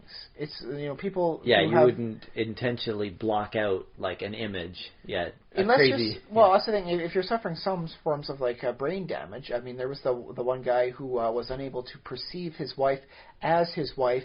Instead, he saw her as a coat rack. Yeah. So we can assume that either you are suffering from some brain damage, I am suffering from a mental disorder, or perhaps you are blind and you are not actually seeing anything at all. In which case, I can see whatever the heck I want to see, and then you don't have to see anything because, you're blind. Yeah. Okay. So, there's the whole bit where I'm thinking, you know what? No. You think you were right in assuming that she was going, mentally astray because she was saying things that no one else was seeing. On the other hand, they are in a film where this is actually happening. Mm-hmm. So maybe she does have a valid point. Because they are in a reality where this is a thing that can happen. Yeah. So I really don't know how they were supposed to play that out as a comedy for oh no, okay, actually that's kind of smart for her to have assumed that because they're in a reality where that's actually possible. Or it's no, maybe you should not buy into your friend's delusions as she's suffering from mental disorders. Well, and this is why I would probably in a lot of horror movies, I would probably die because I'm very skeptical, and I wouldn't be oh, well, I don't believe in ghosts, obviously, so there can't be a ghost in here. It's not I won't believe in ghosts, but I will need some form of objective empirical evidence. Yeah, so I'll just go into the room or whatever, walls bleeding, walls bleeding. If you can show me some walls bleeding, I'm going to buy that there's walls bleeding. I won't say it's connected to the supernatural, but I will buy that there's something coming through the wall. Yeah, I'd probably say, well, maybe it's rust, or the roof is leaking through some rusty pipes, and that does mean I'm not going to be close to that wall because if there's anything leaking through, chances are there's black mold on the other. Well, think black mold on the other side, man. Yeah. That'll get in your lungs. It'll kill you, man. But black mold won't kill you instantly. No, but that's even the worst part about it. It'll make you suffer. Well, I think black mold, you have to actually live with it. But, I mean, you don't have to live with it, I think it's... You gotta live with it, man. Months or something like that. But you live in a house with black mold, By the time you start seeing it, who knows how long you've been there. And then, if this is happening in your house... If this is happening on my wall right over here right now, I think you've been in this house often enough that you might have some cause of concern yourself. Mm-hmm. Not to the amount of concern me and my family have, but definitely you should probably be a little worried. Maybe you should visit the hospital with us. Yeah. Another thing, if you discover that there's radiation, then you should probably get out with carbon monoxide or something. Yeah. There's a lot of mundane threats going on here, sort of thing. In this case, though, with the Drownsman, anytime there's water, a little amount of water, he can pull you in. There's a lady, she's just got done with some exercising. She takes a swig of water from her the water bottles people wind up having with them, right? Mm-hmm. And she winds up there's something wrong, and she, and there comes a big splot of it, and that splotch, not that much larger than her her cell phone, winds up being enough for him to grab her and pull her through. Pull her through to what? In a water dimension? Into his weird watery, torture room. Oh wow! Yeah, he's got his own little sub-dimension reality thing. So ooh, that's nice. Okay. It taken me a lot of stuff to think about on many different levels of they got physically pulled through, but they don't somehow stay there because at the end of the movie it was mentioned the police were asking The police were coming and they were asking about your friends, sort of thing. And like with the first time when he was around, like all they found was the bones. They never actually found the Drownsman's corpse. Mm. So there's some interesting transmigration stuff going on that I'm not certain as to the. They found bones of his victims? Yes. Okay. All but the last one, because she wound up, stabbing him in the back of the head with a piece of glass. And that did it? It seemed to have killed him, but there was never a body found. He just kind of splashed down in the water and disappeared. Mm. She was in the tub of water with him at the time she killed him, and she couldn't find the body. Yeah. Yeah, so there's some weird So he stuff. might still be, around. Oh yeah, he's all for Drownsman 2. What's the thing? He's a monster in a horror movie. Yeah. He's always still around. Yeah. Let's all be honest on that. Now he's back for vengeance. Or just more killing. More needs more pretty ladies to torture. Just more killing. I think he and Samara would have gone very well together because if you watch like the Ring stuff, there's a bit in like the second one where she's talking about like how like the world outside of our world is like drowned dead is like kind of thing. Yeah. That's where she's from. That's why she's got her crazy powers. So I think him and her, like there's a relationship gold between them, man. He wants the heartbeat in the water sort of thing, and she's from like the dead water sort of thing. So he can like liven up her life, man. I don't want to think about what sort of unholy abomination they would produce, but you know what? Everybody deserves love. So, but yeah, long story short, I quite enjoyed it. I'm not going to put it up on my fictional mantelpiece of best, horror movies ever. Mm-hmm. But you could do a lot worse than watching this one. It was definitely made with love and attention. I did find it a little odd that there was only about 3 male characters in the entire movie. Okay. The villain is one, or the monster. The Drownsman, yeah. The monster's one. The father of the surviving victim from the when he was alive is another one, and then there was an orderly at an insane asylum, and that's really about it. And the orderly at the insane asylum had maybe just like a minute's worth of screen time. That's about it. A few lines of dialogue. Otherwise, it was like almost female all the way there. But the weirdest part I found that is because like one of the main characters, so then you got your protagonist and then you got her circle of friends. She's just gotten married. The whole thing starts like when she's asked, like a proposed marriage sort of thing, and then it skips ahead to 1 year later when she's getting married and her friend can't go. She's afraid of like the rain because any water scares her. Right. Okay. Not without good reason, as it turns out. But she's married, and aside from the fact that you see the ring on her finger, there is no mention of her husband. He does not make any screen time appearance at all after that. Oh, yeah. It's just like the whole marriage is just like a setup to show exactly what this lady's missing and how bad her dementia is getting. Okay. And her aquaphobia. Like, she's so bad she can't even drink water, sort of thing. She's got to take like her liquids intravenously. Oh, wow. Yeah, this is pretty bad. And so like her friends are like legitimately worried about how bad things are going for her. Yeah. So, but yeah, like the husband like does not make any appearance. So, like the initial scene sort of thing where it's like, oh yes, he asked me to marry. You don't see him at all. He's not. He's inside the house somewhere. Oh yeah. And then they're talking about the wedding, and like the groom, like the newlywed husband, he's nowhere to be seen. There's not even an explanation for like, oh, he's at work, he's working late these days. And like, no, he's just okay. Yeah, he's not important to the story anymore. Let's go on with this. So that's a little weird, but it is. Yeah, just a little distraction I found. Yeah, well, it's unusual, but yeah. I guess that's what they did. It's how they decided to go. I think, though, in some other little things this week, my daughter got into the Yogscast crew. Oh yeah, okay. Yeah, I was watching some Yog Labs stuff because I said, I want to go back and watch the first stuff because I've never seen that chronologically. I just kind of been, picking and choosing what I saw. Ooh, this looks like good fun. And my daughter was watching it with me, and she started laughing along, and now we're watching them all together, and she's enjoying it. It's a thing. So, woo. And I made a character of her in the Secret World. She was asking, oh, there's a mommy in the Secret World and there's a daddy in the Secret World. Where's the Zoey? And so I finally, okay, so you're going to sit down here and I'm going to look at your face. And we took a little bit of time, but I managed to faithfully recreate her in, I guess, about a 14-year-old version because I made her as short as possible. Right.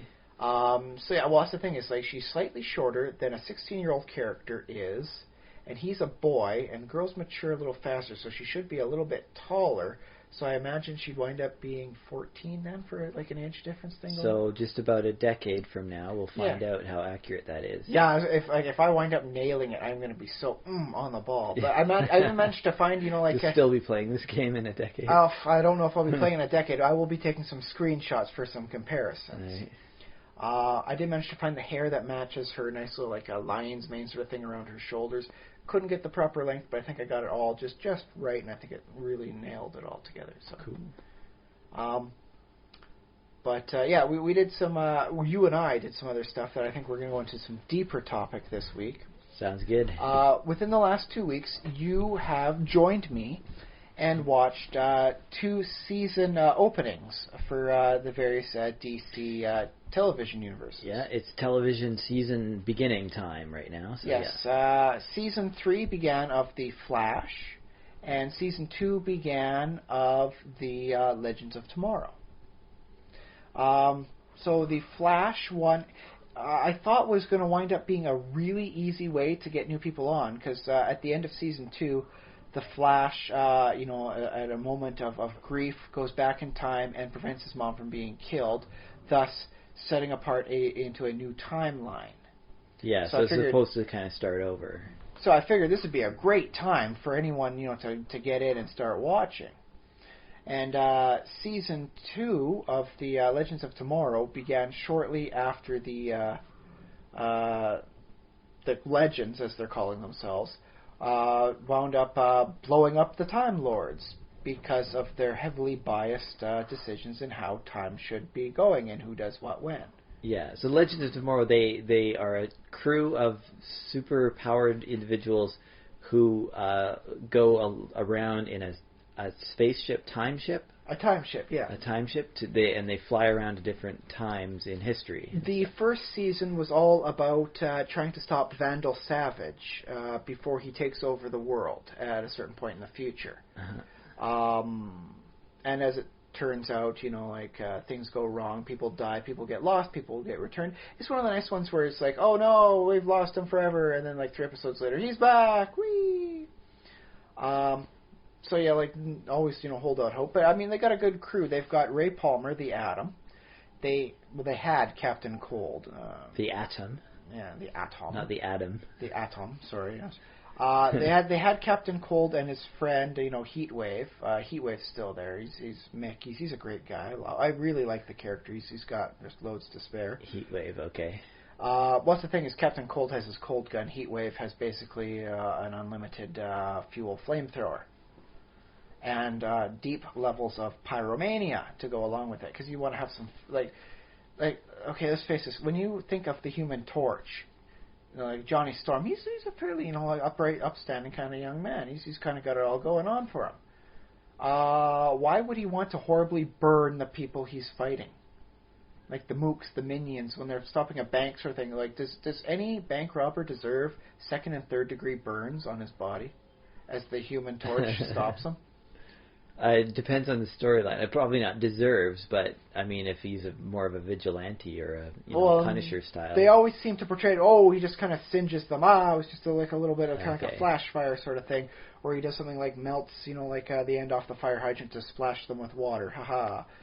Yeah. Like the Human Torch defeated you with water. But that's not really realistic for a portrayal of what happens when you have fire powers and you use them offensively. Mick, the Heatwave, when he burns a person, he burns a person. They die from the burning, the melting fat coming off them, and the burnt skin, and oh my goodness, he does not shy away from the fact that he likes to burn things and people. Yeah. They got them. They've got the sister of the Black Canary, the White Canary, League of Assassins trained killer. They've got Rip Hunter, time traveler. He's the knowledge expert. They've got Martin Stein and not the classic Robbie. Sadly, for those of you who have been watching the first seasons of the Flash, Robbie died. He was the other half of the Firestorm Matrix. So they've got Jackson there. And so so they've got like the two halves of Firestorm all going up there. So they've got a good powered crew. They did have Hawkwoman and Hawkman, but Hawkman died fairly early in the first season, and I think Hawkgirl's not with them right now. Like I said, it's the kind of thing where they'll come back. Okay. Yeah.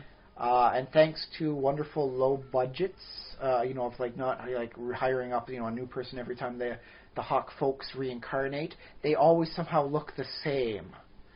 So, it means like when you're looking at like, oh, this is you guys in 1924, all they have to do is get these two actors, the actor and actress, to dress up as they would in 1924 and then have a photo taken of them. So you don't have to hire new actors and actresses for each one of their incarnations. So it saves the budget nicely that way. All right. But yeah, they'll wind up being back. I'm pretty darn certain of it. And so it's a nice a crew ensemble for powers and all that sort of thing. So it's like, yay. But I enjoyed them both for different reasons. On each. But I want to see, Josh, how well were you able to pick up the story, and how quickly did you able to get caught up to speed on everything for these two? Well, I don't think I'm not up to speed on both of the shows. If that's. But how easy were you able to get into it? Just like, okay, like I'm not feeling like I'm missing like 1 or 2 seasons of backstory going on here. Yeah. Well, Legends of Tomorrow I watched today. Legends of Tomorrow was watched today. Legends of Today I shall watch tomorrow. Oh. But I got into that one pretty early on. I did find it like more fast-paced than is comfortable, but at the same time, they had pretty early on. I got interested in what was going on. And you didn't feel like you were being left out on huge amounts. They were able to fill huge you amounts in of story on like what. There was definitely a lot of big chunks, of like, who is this person and why do I care that this person is. Fair enough. Why do I care that that person is there on screen? So there was a bit of that. But overall, they jumped into a story like set in 14th century France or something like that pretty early on. It's like, okay, yeah, I get what's going on. They're having sword fights and stuff, and apparently like this is the time team. At first I couldn't tell if the king was actually a member of the team or not. But apparently he wasn't. That would have been awesome if they could have taken him along with it. Because occasionally they'll do that. They'll take somebody with them for like a few episodes before either they die or they get put back on the timeline proper. Yeah. Okay. So I didn't know who that was, and then apparently there was this queen and one of our characters. I didn't know which one of them. The White Canary. Yeah. Okay, that was the White Canary.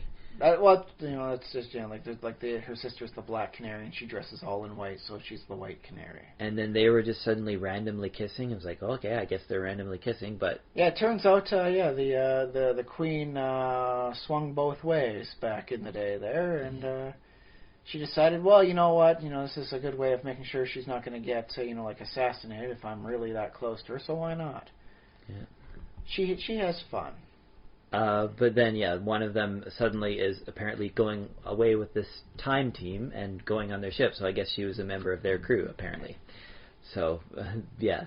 But, there was fun bits, like, right from the start, and there was more fun stuff. So, and that is one of the things I do like about, like, a time travel sort of premise, is that so long as you keep the time traveling, this is like a thing where you're hitting a couple different periods every episode, there's always going to be something someone's going to find up enjoying. Like, you seem to be rather happy seeing the Tyrannosaurus Rex bit. Yes, I was very happy to see a T-Rex chasing a dude, and the dude had, like, the big, like, it didn't look quite right, but it was like the beard from, like, I guess he had been in I imagine about a year. Jurassic times. I was thinking about that. I was like, how hairy is this guy? How quickly does he grow a 5 o'clock shadow? Is that like a year's worth? Is that like a year and a half? How long has he been stuck in this time period here. And aside from the beard, though, he actually didn't look that bad either. Like, he looked like he had showered recently, which I don't know where he would have found a shower.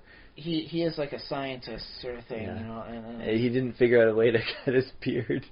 And his beard was all all in all directions too. It wasn't like a nice, you know, manicured beard. Well, he was being chased by a T-Rex. Maybe things started out a little bit better at the beginning of his day, and then, you know, the frantic like sweat, you know, as he's running from a T-Rex, kind of mucked up his beard style. But yeah, I thought the scene was very amusing to me, and I enjoyed seeing a T-Rex. And like, how much money did they spend for like how long, like 20-second shot of like a T-Rex? I don't know where you get that. There's a CG, obviously. Oh, yeah. But, I mean, come on, man. I mean, they got so much of a budget per episode sort of stuff, and, yeah, why not just... 20 seconds of a T-Rex chasing a guy. It's going to cost the same amount as, like, 20 seconds of,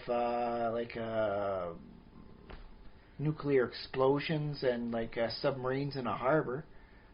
That actually wasn't a submarine in the harbor. Well, yeah, that's a good point. Yeah, that's a lot of CG in the show.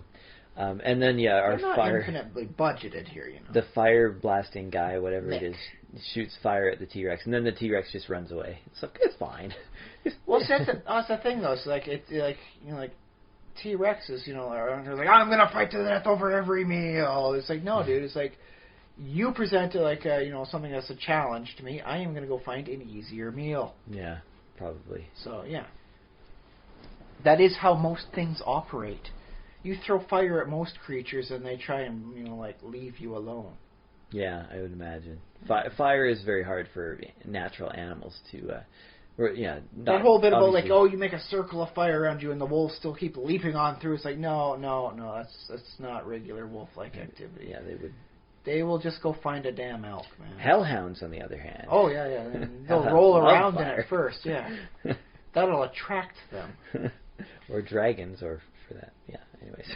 Okay, but yes, so yeah, you found that one easy enough to get up there, so even if you weren't, you know, like, knowing everything about everyone, you were still able to put some pieces together, and, like, the storyline of how they led into the second season was enough of a good cold opening that everyone should be able to take it. I mean, I had fun. I would give it maybe 9 out of 13 dwarves for the episode, but I did enjoy it. I'm not sorry I watched it. All right, now how about The Flash? The Flash, it was less easy to get into. And what was weird about The Flash was, like, he was meeting this girl, and it turns out it was his girlfriend in the other alternate reality. So they have this weird interaction that was, like, supposed to be a first-time interaction, but then she's like, deep down, I know somehow I've always loved you, or something like that, to apparently a total stranger, which is a little weird. Well, so that's actually something they took from the comics. For the longest time, it was said that despite the fact that he runs really fast, the Flash really only runs into 2 different stories. And one of them was Iris West, being like the one true love that's keeping him like anchored in. Mm-hmm. And so the whole bit about like the Flash having a love that's meant to be is kind of a thing they took from the comics. Okay. It does seem a little weird, but at least they're keeping it, a little bit, keeping some nods true to the source. Okay. And it does make it a little less weird for the original timeline because in the original Flash, timeline, he grew up with her from age 10 to 18, so they are effectively like step siblings or foster siblings. And so the fact that they wind up, pursuing a romantic relationship and having deep romantic feelings for each other as like the series goes on was a little weird. It's kind of like, dude, she's kind of like your sister. But in this alternate timeline, if it's like, oh no, like she barely even remembers him, but yet it feels right. It does, lend itself to a little bit more of like a star-crossed lovers scenario, which kind of makes it a little less squicky. Okay, yeah. So I was okay with that, even though I could say how, like, like you would see it as being like a little weird. Yeah, and then they showed up to this apparently just a billionaire sort of out of the blue, like, hey, hello, Mr. Billionaire, we're your friends. And he's like, okay, yeah, and now suddenly we're working together again, as if we always been friends. Well, he did imply that he had helped them out in that thing. Oh, yeah, it was he Cisco did. sort of thing. Is One time, yeah. in this timeline, he made some stuff and sold it and made himself billions of dollars, bought Star Labs, and now it's Cisco Industries. Yeah. He helped make the suit for the Kid Flash so that it would not wind up like exploding into flame and friction-related problems. Okay. On the the promise that they leave him out of it from then on out. So it's like, why are you doing back here? I told you about this. One thing that came to mind about this Flash storyline is like, what I will say, if you ever get the chance to travel through time and change, history and something, I think my rule of thumb would be don't. Avoid changing history if you possibly can. If you find yourself, you can't resist, you have to change something, you want to save, somebody you love from dying, I kind of get it, okay? I kind of, like, in this case, it was he saved his mom. Yes. I kind of get it. Okay, fine, you did that. You changed history, good. And then, like, but if you find that little change you made, like, isn't quite satisfying enough, like, something else changed that was, like, your girlfriend doesn't remember you, although it seems to be that he could probably win her back. Yeah. But, something else changes in the time that you're not satisfied with, don't go back and mess up with again. Like, again. I can't wait to see like the Flash season 8 finale where they've got like 24 Flashes in the room arguing whether or not to save her. Exactly. Like, and every time you do this, I'm saying the next time, just leave it alone. That's good. Just be satisfied with history the way it is now. But that's the thing is, according to like the Reverse Flash, who kills his mom, when in the like Reverse Flash's timeline, Barry Allen had his parents survive and grew up with them. The the accident at Star Labs that created his powers didn't happen until 5 years later in his life. So everything that Barry Allen knows as his life is an altered timeline. Yeah. Okay. And that's messed up on levels I'm having a hard time wrapping my poor three-dimensional brain around. Yeah. Over like how much, and plus, I mean, then there was like the Reverse Flash showing up in Legends of Tomorrow sort of thing in like 1942. He's mucking around in time, and yet he's telling Barry Allen like, "Oh, you go back in time, they'll make changes, and who knows what goes on there." It's like, who gave you the get out of like time paradox free here, buddy? Exactly. I mean, like I give this I speak from a position of not having access to time travel and also having a relatively good life in which not many people that I love are gone, and the people who they're pretty old who have moved on to the next life or non-life, I guess. Yeah. But I haven't lost anybody untime. Oh, I wished I could have them for a few more years, but I haven't lost anybody young or that sort of thing. That's what I'm trying to say. So I wouldn't mess with the timeline. But yeah, I suppose if you gave me that power and somebody I killed off somebody in my family, I guess I won't name a name, but killed off my co-host. Oh, I'm dead. And you gave me the ability to go back in time and I am bring the you ghost back. of time travel, past, present, and future. I'm very efficient. I give you a portion of my powers, Josh. Yeah, and so now I have the ability to go mess with time. My rule is don't, but I don't know if I could resist that temptation to go bring back my friend. How much Voyager did you watch back in the day? A fair amount. I watched most of it. Do you remember the Krenim Imperium? No. Led by effectively Red Foreman?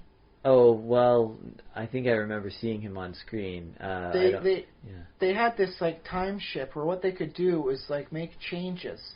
And it would like change time. And I think I remember some of this. Yeah. And the Krenim Imperium time ship was all about trying to make the Imperium the best and reset it to like the 100% like reversion rate to undo his original mistake that cost him the life of his wife. Yeah. And he would not stop. He would work for a millennia if that's what it took. And maybe he has worked for a millennia. The ships, like other people, are starting to get a little cheesed off. That it's not good enough, not good enough. So yeah, I think he espouses more towards my view. Not only would I go back in time to change things, I would keep going back and keep changing things until everything got right. You know, I'm going to put... Here's what I'm going to do. I'm going to put in my, like, living will, or what, you know, whenever I get around to writing my will, finally. Okay. But Audio like, will, version 0.1. If I die for almost any reason, like nefarious or natural cause or an accident or, you know, an On asteroid impact. comes or, you know, a super villain comes in or a time villain comes and kills you can avenge me. That's fine. I'll let you do that. Not that I'm saying you have to. Okay. But if you felt the urge to, like if you were really mad, I'll let you avenge me. How dare you, I shall avenge you. That's what I'm putting in my will. Where's my daughter's toy lightsaber? I'm going to... Generally applies to people who like me or love, you know, my family members and such. I won't lie, I do have a good vengeful streak in my personality. Okay. I can see this being a legitimate thing. But here's what I'm not, like I'm putting in my living will is don't change the timeline to bring me back. I don't know if I can keep that part of your will valid. I guess, yes, How I'll be about- dead, so I can't enforce it. Okay, so here's my alternative option for the Flash and for you. Uh-huh. What if I prevent your death, but I also take you back with me when I go back to my timeline, so you stopped being for that point in time from like when you would have died to when I was able to get you back. Oh, I see. Yeah, so I didn't... So in this case, like the Flash, what he could do is not have his mom die and take his dad with him, because it's like in his timeline, mom dies, dad gets charged with killing her and winds up spending like 20 years in Rock Heights jail. What if he was to prevent the mom's death, takes mom and dad with him to the modern era of 2016, such that, for all intents and purposes, So yeah, they do experience the loss and the world... the loss continues. happens, the change happens. His dad disappears from his life, Yeah. from young Barry Allen's life. His mom is gone from his life, and yet he's able to have a oddly youthful mom and dad in the modern era. Yeah? Well, I like your thinking, and I like the way, and you know, it might not be me, it might be someone else, but I think I'd stick. Well, and the thing is, I'll be dead, so I won't have a say in it. So you can make your. Well, maybe you will be if I fix things. Oh wow, okay, but I'll at least be temporarily dead or whatever. You'll be dead until I make corrections. But yeah, basically I'm sticking with that in the will. I'm saying do not change the timeline. You might break the rule. I don't want to say. What if I keep the spirit of the timeline intact, but fundamentally alter it such that we still get the best possible result out of it? Your continued life. Well, I do like being alive. It's hard. Although, you know, like when you're asleep and you're like really, really deep asleep, like when you're sick and you just go boom down. Yeah. That's pretty damn awesome. So, like, if being dead is kind of like that, man. Nice little rest. like the kind of rest you don't even remember, man. You were just like, bam, out of it, just complete, like no recollection at all. Yeah. Maybe I'd be okay with that if that's what death is like. Yeah. Well, you know, I think I would prefer life. As far as I go, you know, my life goes. I think I'm putting a do not temporally resuscitate in my will. But other no people, temporal resurrection. I mean, well, you wouldn't put that in your will though. You would want to be brought back. If I can't come back as a ghost, then yeah. Yeah. Okay. Yeah. I mean, it is because I do like living, and I generally prefer living to being dead. On the other hand, if you're dead, they can't collect your debts. Yeah, there's that. The perfect plan. And yeah, I definitely have more things I want to do. See. Yeah, it's so tempting though. Like, that's the thing though. Like if I was Barry Allen, I'd run back. I'd get this. I'd get every damn thing right. Yeah. I would. Oh my goodness! I'd fix all sorts of stuff up, man. There would be like a dozen Flashes, all points in time, doing stuff. And, you know, you want to take over. You want to try something. Villain of the week. Now you got to deal with a dozen Kirkby flashes. Yeah, well. And you know what? Each additional one has more knowledge than me on how to defeat this. You are so hosed. Not only you are hosed a dozen times over as I beat you repeatedly. And then go back and make sure I get it done even more effectively, more efficiently the first time. Yeah. That's the hero I am. Oh, although apparently, yeah, going back in time and changing things does cause time wraiths. Okay. Yeah, that's featured back in season 2. Yeah. Sometimes they happen, sometimes they don't. But it's kind of like spirit, sort of like burnt specter sort of thing that comes after you. They have found a way to dissipate them thanks to hypersonics. So yeah, like provided you equip me with some of this stuff here and you just load me up. I'm not a one-trick pony if I'm a superhero, man. Mm-hmm. Like I'm gonna mug every supervillain and take whatever power from like device they have. I'm gonna use it for myself. Okay. Yeah, that's the superhero I am. And oh my goodness, yeah, I will like break causality in levels that would just make like Rip Hunter cry. You'll remake the Earth in your own way. Just prevent the worst of it from happening. Yeah. I mean, at least from my perspective. That's the thing is though, because I mean like. It was for those of you out there. It was effectively a TV recreation of the Flashpoint story arc from the comics. Mm. And as it happens, whenever you go back in time on foot, you cause like time ripples that cause changes, and so things happen differently that are completely outside of like the changes you have intentionally made. Oh yeah, right. In the comics sort of thing, it wound up being that Superman's. Spaceship, crash lands in not an area where Martha and Jonathan can get a hold of him, and so he winds up being secreted away in a government facility. The world doesn't know a Superman. Barry Allen didn't get his flash powers sort of thing. Small changes like the mugger does not shoot Martha and Thomas Wayne. He shoots young Bruce Wayne. Martha goes insane, effectively becoming the Joker.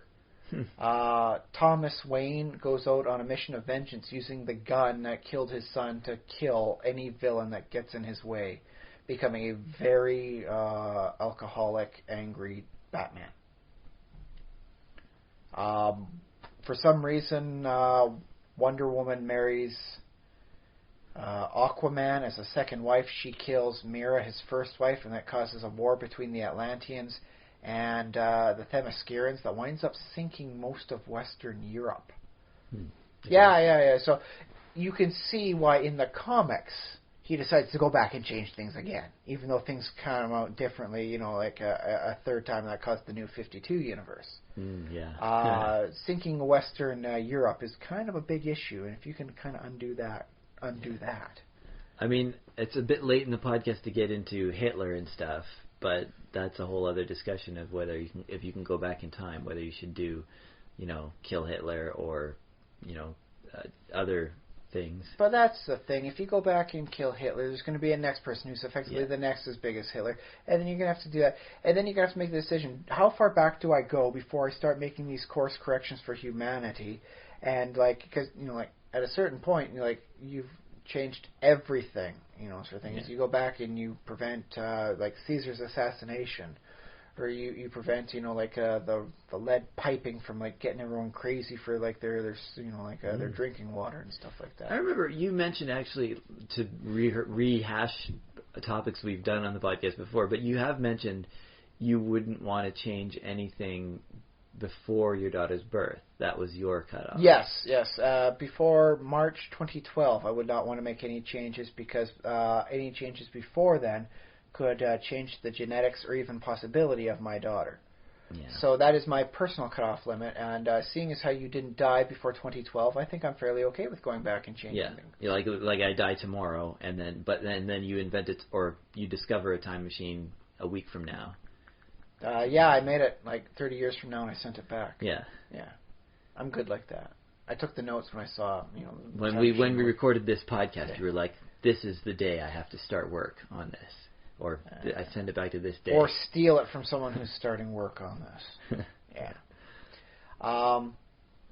I mean, I could be convinced to go further back than that, but it would have to be in an area so far removed from me that it could not alter my actions in March of 2012. Okay, yeah. But you're not that interested in, I guess, world events, like stuff, I guess, what's recent? Stuff that happened in Syria? It would have been nice to have, alerted people to the earthquakes causing, issues, in 2007 and 2009 for the Pacific Rim area and Haiti. Yeah. Those would have been nice, but, telling the Fukushima people to power it down just a little bit, first. So yeah, what year was that, Fukushima? I think it was about 5 years ago now. Okay. So, yeah, I think that was the 2000... Oh, yeah, it'd be 7 years. 2009 sort of thing. Okay. But that said, because I was paying attention to the news about the whole thing going on with Fukushima, changing that and preventing Fukushima from being as it currently is may have actually changed my actions along the course, and thus have changed and prevented the existence of my daughter. Mm-hmm. So, no, I cannot change Fukushima. You wouldn't. I could not give notification there. Yeah. So, yeah, I mean, if you give me time travel abilities and you have issues of anything, say, April 2012 afterwards, I will do your work for you, man. I will help you out there. Okay. Maybe 2012 is the Mayan end of the year because of that.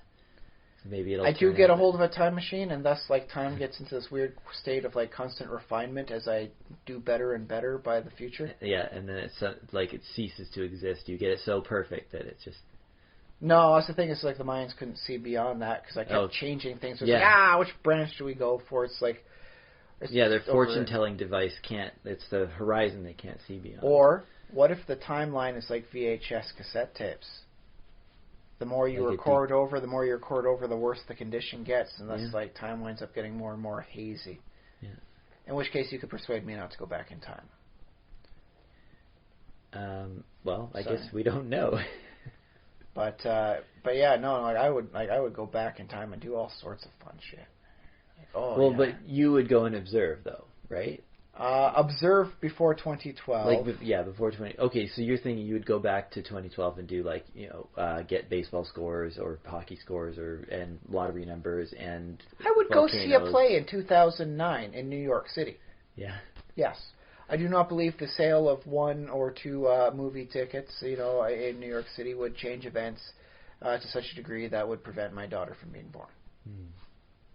So I think I'd be okay in some of those things. Okay, and you just go to town because you have a time machine. You have as much time as you want. So. Well, I assume I'm still aging in this case, so it's not like I have infinite time. And you can bring your family along too if you want to do a sightseeing tour or something like that. Oh, we could set up a nice little area, all set off, where me and my family could visit me and my family from each year thereafter. Huh. That could be pretty boss. Have a Thanksgiving dinner or something like that. Seeing as we just had Thanksgiving. No, I think I'd make it Christmas, because that way I could give presents to myself, because who knows more what I would want for Christmas than me and my future selves. Oh, on that note, should we wrap it up? So in that case, there's a little thought, something for everyone else there. If you had time travel in some ability, how would you use it / abuse it? And what would you do? What holiday would you meet your all future selves? Because I won't lie, I do have a concept for a perfect time travel thing where I go and try and change something. But before I go, I meet the myself that's coming back from those alterations to give myself a briefing to make certain I do it right. If I don't come back, I died in the process. Yeah. And thus I don't go back and make the changes, thus stabilizing the time loop. But then what? Then you never go, or then you just go back the next year? But then I figure out something else to do, and I make certain, okay, why would I have not gone back in there? Okay, this might have been the missing factor. I'll go back in time and do that, but now I'll wait for myself to pop in. Okay, this is what happened, this is how it goes, and this is what I did right. Okay, so I got it right this time. I'm going back in time. See you when I'm seeing me again as I make the time loop stable once again. All right, but no bringing me back unless you feel like you really want to. Okay. One last thought. before you die, Yeah. sort of thing, or get killed, copy your brain pattern and put it in a clone of you. Okay. Yeah, Okay. I'll make sure to do that. In that case, I'll say that's what I did and just clone you, kill the the brain dead clone and throw that in wherever it is. I wind up having been your killer. I stabilize the time loop. You're coming with me back to the future. The end. Well, yeah. Okay. Turns out I am the hero and the villain of the time Oh, stream. I like it. Yeah. And you know what? I can see that being true to character as well. The well-intentioned villain. Yes. All right. So yeah, how can people get a hold of us if they come up with some really awesome notions of what they could do with time travel? Okay, send us email. thesimulationist@gmail.com is our email address. You can send all of your long thoughts there. Write out novel-length letters and replies and theses on time travel. That said, if it gets too long, maybe think about dividing up into chapters and releasing it as a book. Yeah, release it as a book and send us a link. Put us in the dedication, though. That's all we really ask. Or link us to your Amazon page. Give us a free copy, maybe, if you want us to review it. Oh, yeah. Yeah, free books. I'm all for that. Yeah. But well, also, you got a review for your free book. If you want to interact with other fans, we don't get that much interaction, but we do check it. We could get interaction if you were to let us, know by putting something up over on our Facebook page. Facebook.com/thesimulationist is our Facebook page, and you can chat about each of the episodes as they come out. I try to post them there as well, so that's a way to keep track of us. If you're not subscribed on something like iTunes or Stitcher or your podcatcher of choice, currently I am going through process of switching over the server where we are hosted. Hopefully, Libsyn has been okay for us, but it's also costs money, and there are free versions, so free options out there. So I'm hoping to switch over. We're leaving the premium behind. Yeah. If you're looking for older episodes, they will be up. There will be a link to archive.org with all of the old episodes. They're not there yet, but they will be, so that you don't have to. Because they're going to go away from Libsyn if I don't keep paying them. They could always just go check out, something like, say, YouTube, where we have all our iterations. All our iterations are still all available on YouTube. It's free, so they're always going to be up. It's animated or anything, but it's just there. Yeah, it's just this file with a static image. So if you want to convert that whole thing to an MP3, that's an easy way of getting a download. We'd never know about it for our download tally, so we don't know if there's 200 people doing that every week. But I guess it would YouTube would register it as a YouTube view, but other than that, no. I'm not certain if it would, or if it was taking the data from it. Yeah, I mean, if then you just if you're going from another site, sort of thing, to get that sort of thing, it might not even count as a view according to that. Because they have had to bulk up their prevention on that one. Apparently, there were some music people that were, artificially inflating the views on their stuff. Not Psy. Psy's a decent dude, but some of the mainstream, pop people were getting their numbers inflated. Yeah, I can believe that. Yeah, be easy to write a script for that. So yeah. Yeah. YouTube.com/thesimulationist is where you can find us on YouTube. You can also comment there too. That's allowed. Okay. I read those comments as well. Delete the spam, but generally speaking, it's probably fine. You can even let me know what you're working on. Sometimes, game companies reach out to us. For example, what's his name? Venger Statanis of Corthalis Publishing. I'll mention him. He emailed us and sent us some stuff. We should get around to reviewing that sort of thing. Yeah, we could do a more formal review. It's a little bit our podcast tends to be PG rated. His stuff is R rated, probably. Well, we could still make a mention I guess of we it. could talk about it. Yeah. Just because it's R rated doesn't mean we can't talk about the various themes and whatnot that go well with that. Okay, sounds good. So people like that guy. I mean, I'm pretty certain the Drownsman I saw was, rated PG, but there have been a lot of horror movies we talked about that were definitely not rated in that spectrum. That's true. Yeah, we do talk about things that are rated. Okay, that's true. So we could get to that at some point. I don't know when we'll do that, but yes. What else do I have? Just Twitter. I'm on Twitter at Josh_Trelaffin, TRESLAFFIN. I am on Twitter as someone who reads stuff. I don't actually have a tweet handle? Tweet handle? Tweet. You don't have a handle. An at? Twitter.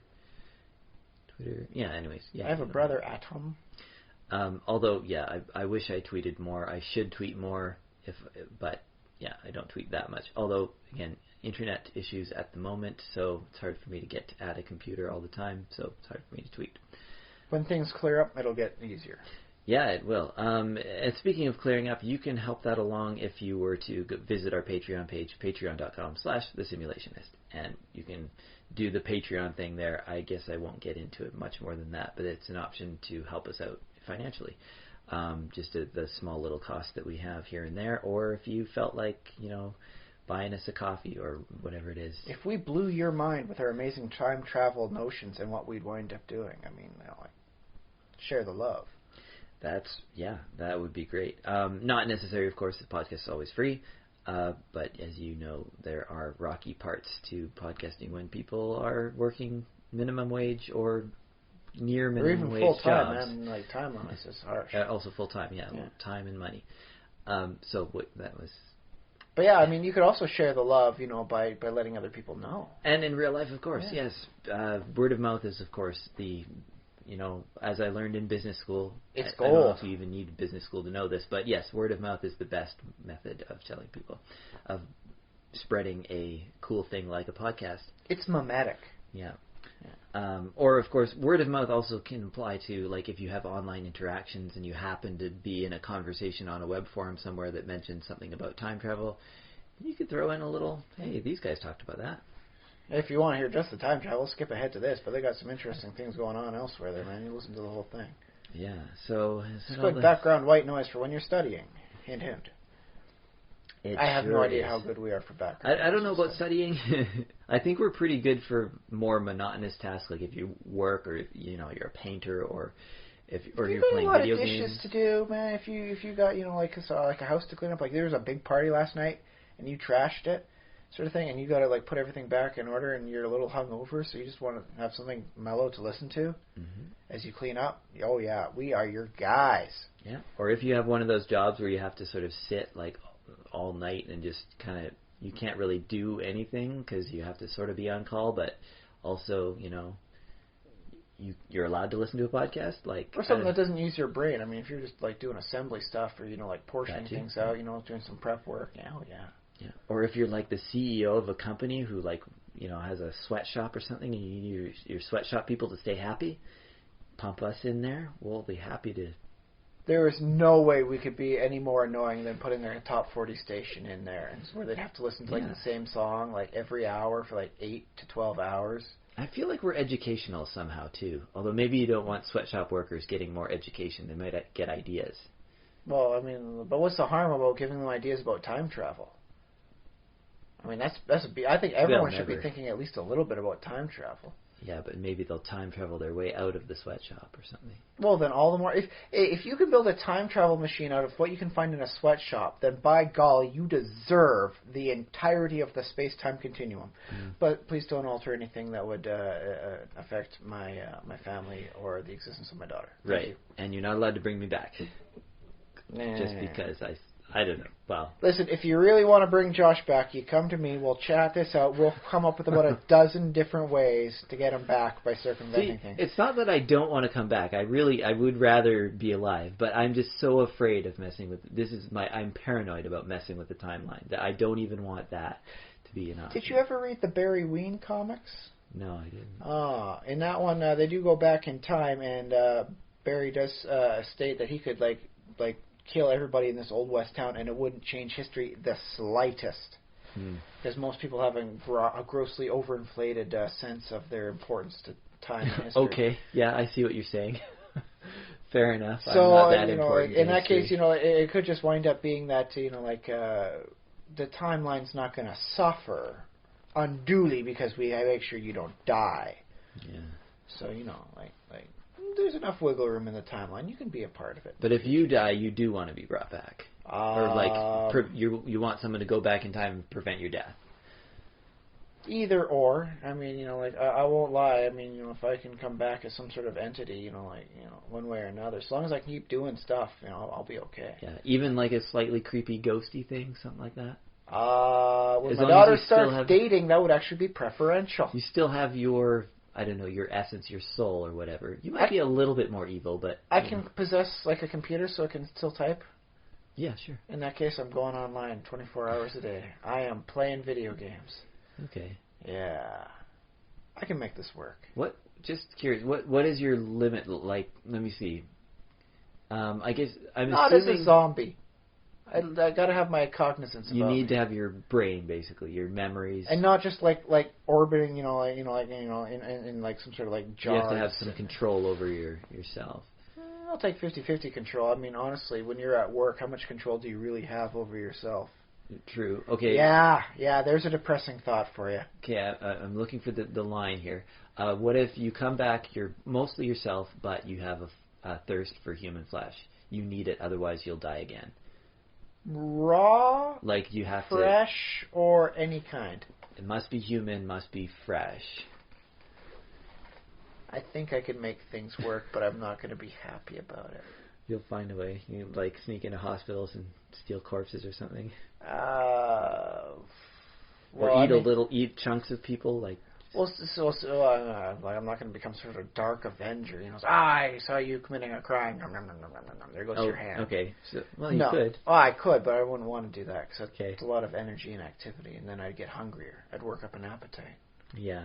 It's I'm going to say you're not like you don't have to eat like a whole person, a person a day or something like that. You don't even have the same appetite that you. What if I go out public with this information and like to the authorities I literally have to eat stuff and they're able to identify that I do. Huh? Yeah. Could it's like okay, this person like we're pulling the plug on them. Could you like put the bib on? I guess they'd put you on some kind of list like. I'd have to. Organ donor list. Organ donor list, miscellaneous, But whatever's it can left be over. like, it doesn't have to be, the good organs. Oh, but maybe not the lungs of a smoker or anything like that. Well, you could, I think you could work with I that. I would like to try and eat a little healthier than that. Yeah. I got standards. So, I think I could make things work, although I would not be very happy with that, and I'm pretty certain it would cause some issues with the wife and eventually with the kid. I can't take you out anywhere to eat. So, well, come along with me. It's like, I can't eat the pizza while you're chowing down on somebody's arms. But you would choose that existence over non-existence, basically. I would like to be in the world with my wife and daughter in nearly any capacity. Okay. Can I push this further? I think that's a good line to draw. Because, basically your criteria is you need to be able to still be with your loved ones. Yeah. Meaningfully, not just, like comatose. All right. And I'm saying, what if you had a really voracious appetite? You had to, at certain times of day, you would simply just go, you would lose control of yourself. You just eat whoever's nearby. In that case, on a leash. You just, lock yourself away or something. But you'd still take that existence. Oh, and I take the Hannibal Lecter thing where they got, the mouthpiece over top. Only let that off when it's time to feed. Yeah. It means I would not be able to kiss my wife or daughter, but on the other hand, I would not eat them alive. And I think that's vastly preferable. Yeah, okay. So, I even take brain in a jar, so long as I'm able to do stuff with that brain in a jar, right? Sure, yeah. As long as I'm not just a brain in a jar, right? Like they hook you up to a computer interface and Yeah. Okay. I'll take even that. Just don't put any goldfish in there. No goldfish, okay. No goldfish in the brain in a jar, that's it. So you'd prefer non-existence to being a brain in the jar with a goldfish. No, I would actually still take that. You'll take the goldfish. I'll take the goldfish, but that's a request. Please don't. Okay. Like what if it starts nibbling at me, right? Starts eating away my memories. Mm-hmm. What if it just caused me to blurt stuff out? It's like poking around as goldfish do. Next thing you know, I'm just scazoplastic word salad coming out because I can't stop because he's pushing on the nerves. I mean, what if? Oh. It'd be annoying, but I'd do it. Okay, this will have to. Too many what ifs. Okay, we'll have to resume this one. Post recording.